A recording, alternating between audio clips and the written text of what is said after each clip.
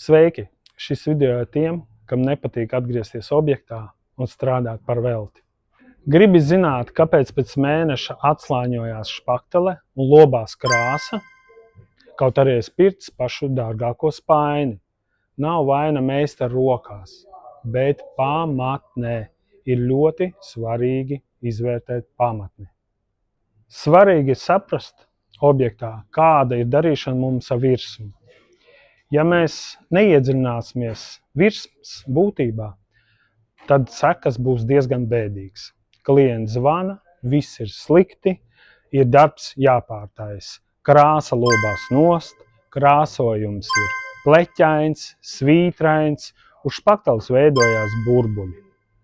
Tad Cerazīts piedāvā tīvgrunti, kas saucās CT17.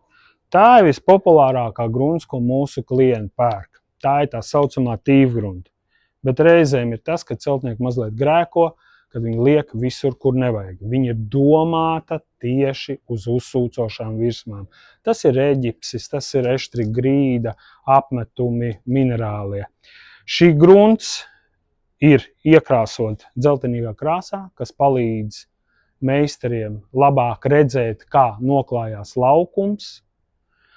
Šis grunts pamats ir saķere, virsmas saķere.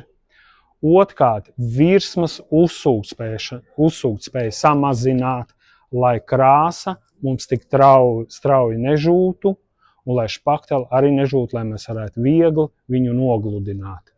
Svarīgi ir nepārgruntēt, lai nebūtu spīdīgs kā spogulis. Ir jāievēro žūšanas laiks no 2 līdz 4 stundas, bet, protams, jāņem vērā ir temperatūra objektā un mitruma. Tas būtu par CT17 grunti.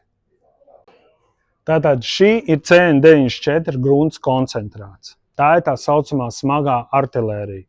Šī grunts ir vairāk piemērota uz vāji uzsūcošām virsmām, kā piemēram OSB, finieru grīda un tā tālāk. Ja.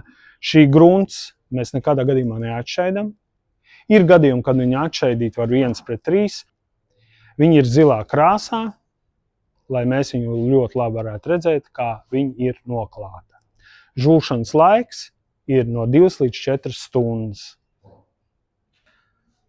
Cerazīta grunts R766.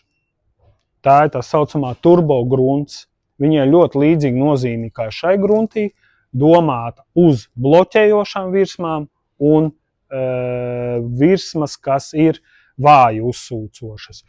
Viņai pats galvenais ir turbo ātrums, jo žūšanas laiks ir tikai 30 minūtes, un būvnieki var sākt turpināt tālāk darbs. Pamatā viņa ir grīdas pašizlīdzinošiem maisījumiem. Tas ir īsumā viss par šīm gruntīm. Nāciet pie mums uz profcentru, un mēs piemeklēsim labāko risinājumu. Uz tikšanos līdz nākošajam video.